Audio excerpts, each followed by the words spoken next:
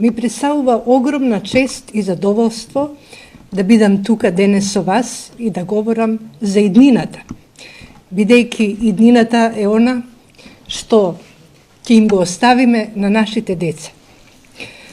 Во Министерството за животна и средина и просторно планирање секојдневно се соочуваме со големи, сериозни турбуленции кои што произлегуваат од состојбата на животна средина, која што во одредени своји домени и медиуми не е така сјајна. Па затоа сме сведоци дека во зимскиот период се случува зголемено аерозагадување, кое што е најизразено во поголемите градови. Па дури и во Штип се случува да се надминат граничните вредности, особено за ПМ частичките. Што ние како партија и што ние како членови на ова зелена коалиција можеме да направиме? Во изминатиот период го донесовме законот за урбано зеленило. И тој закон всушност може да се бори со урбанизацијата, која што е една од причините за зголемувањето на аерозагадувањето. Законот за урбано зеленило се уште е во свој зачеток на спроведување, од причина што ни требаше време да го донесеме правилникот за урбано зеленило и тоа го направивме. И сега започнува уште еден испит што треба да го положиме. Тоа е како законот за урбано зеленило ќе го спроведуваме во општините. Минатата недела имав покана од општина Центар да им објаснам како да го спроведуваат правилникот за урбано зеленило. И во прв момент се соочив со сериозен отпор од урбанистите, од планерите, од сите оние што научиле да го спроведуваат законот за урбанистичко планирање, кој што вели 70% на изграденост на градежна парцела и кога ќе ставиме и паркинг, и приот, и рампа, што ни останува за урбано зеленило? Ништо. Меѓутоа, заедно со планерите и урбанистивме, го анализиравме она што го донесува правилникот за урбано зеленило, кој што дозволува да се третираат различни видови на зеленило со различен коефициент и на крајот, да не ве заморувам, дојдовме до една прифатлива формула и сега барем општина Центар е сигурна дека законот за урбано зеленило може да се применува. Имаме тука и многу советници, ние со тие советници сериозно работиме, за да навистина го заживееме во сите општини законот за урбано зеленило, бидејќи зеленилото е една многу важна алатка и тоа и во светот е докажано за борба против аерозагадувањето. Имаме уште една можност за борба против аерозагадувањето, а тоа е регулирањето на емисиите од индустријата.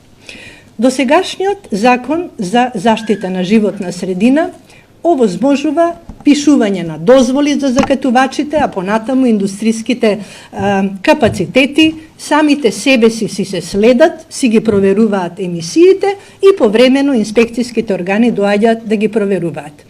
Со новиот закон за индустријски емисии, што ние сега го работиме во Министерството, ќе се обидеме да направиме поголем ред, особено во делот на пишувањето на дозволите од страна на општините.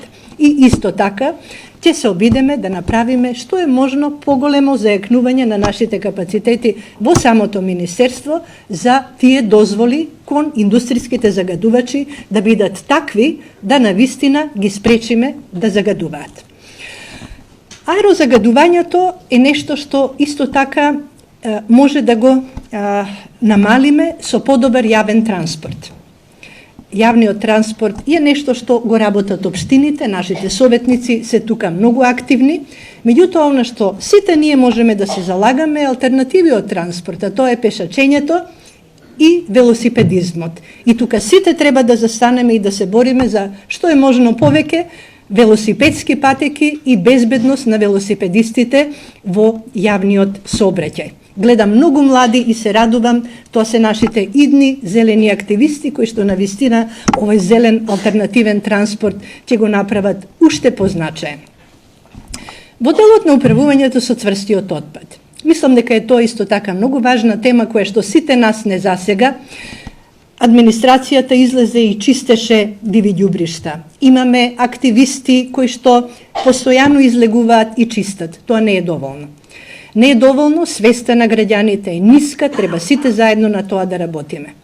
Она што ние го работиме со години, и јас на моето место во Министерството за животна средина е, особено во овој регион, важно, изградбата на првата регионална санитарна депонија која што ќе биде пример за тоа како треба на соодветен начин, согласно со Европската Унија, да се отстранува отпадот. Да биде вистинска фабрика за преработка на отпад, а не ѓубриште. Имавме доста разговори со локално население, со градоначалници, на кои што им требаше многу време да разберат дека отстранувањето на отпадот е комунална дејност, меѓутоа е нешто што не се случува само во нивната општина, туку за да можеме на достапен начин, кој што граѓаните ќе можат да го платат, ќе треба да го организираме на регионално ниво, каде што 18 општини во источниот и североисточниот плански регион ќе можат на една санитарна депонија да го одлагаат својот отпад. Можам само да ве информирам дека овој процес траеше доста долго, меѓутоа еве го на самиот крај.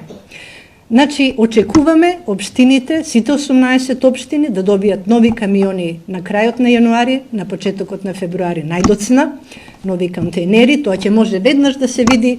Општините и комуналните предпријатија ќе имаат можност на поорганизиран и похигиенски начин да го собираат отпадот од нивната територија. А изградбата на депонијата очекуваме да започне некаде кон средината на наредната година.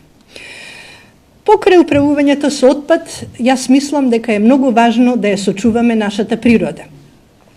Природата, она што го имаме ние, е нешто исклучително вредно во споредба со Европска Унија, каде што тие веќе ги имаат на некој начин истрошено своите ресурси, имаат многу малку биолошка разновидност. Кај нас имаме прекрасни планини и подрачја кои што вредат да бидат заштитени. Меѓутоа, она што е проблем, она што е голема закана за овие заштитени подрачја е изградбата на мали хидроелектрани и интересот за експлоатација на минерални суровини. Во овој момент работиме на прогласување на многу важни заштитени подрачја, и тоа е Шар планина, каде што се соочуваме со концесија веќе издадена за 4 мали хидроелектрани во најубавиот предел на Шар планина. Борбата е тука многу силна, значи ние во Министерството имаме различни ставови, во владата има различни ставови околу тоа како треба да се третираат овие мали хидроелектрани.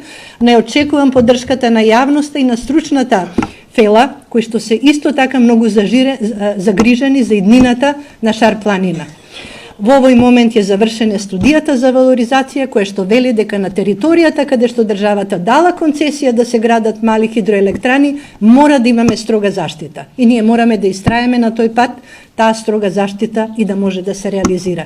Истовремено работиме на прогласување на Осогово, тоа е вашата територија, тоа е вашето Осогово, тука во регионот на Источна Македонија и Североисточна, и во Осогово без друго ќе продолжи да си живее овој регион економски да јакне, меѓутоа одржливиот туризам и одржливата експлоатација на природните ресурси исто така да придонесе до развој на локалната економија. И конечно да завршам. Она што сите нас не загрижува. На територијата на Македонија имаме неколку историски загадени подрачја, така наречени индустријски жаришта. Тие се многу, 16, а за нив треба многу пари, кои што пари во овој момент не ни се достапни. Успеавме да обезбедиме финансиски средства за да почнеме со расчистување на првата и најопасната жешка точка, тоа е Охис, чистењето на линданот. Пред 2 дена беше отворен меѓународниот тендер, кој што го спроведе Меѓународната организација за индустријски развој УНИДО во соработка со Министерството за животна средина и просторно планирање. Тендерот беше успешен, имаме заинтересирани компании и очекувам дека некаде првиот квартал на наредната година ќе создадеме услови да почнеме да го чистиме тој линдан кој што е исклучително штетен и опасен, кој што е канцероген и кој што за одредено подрачје во градот Скопје представува голема закана. Има уште многу што да се работи. Работиме на изградба на пречистителни станици. За управување со отпад работиме на обезбедување на финансиски средства, уште 4 региони да почнат да го стигнат оној степен на развој што го имаме во источниот и во североисточниот регион. Очекувам камионите да пристигнуваат во југозападниот дел од Македонија, Пелагонија, Вардар и југоисточен некаде на почетокот на 2021 година. Тоа е нешто што во овој момент ни делува далеку. Но тоа се оние процеси кои што бараат време, кои што бараат финансиски средства и каде што ние сите треба заедно да работиме, овие рокови барем да можеме да ги постигнеме.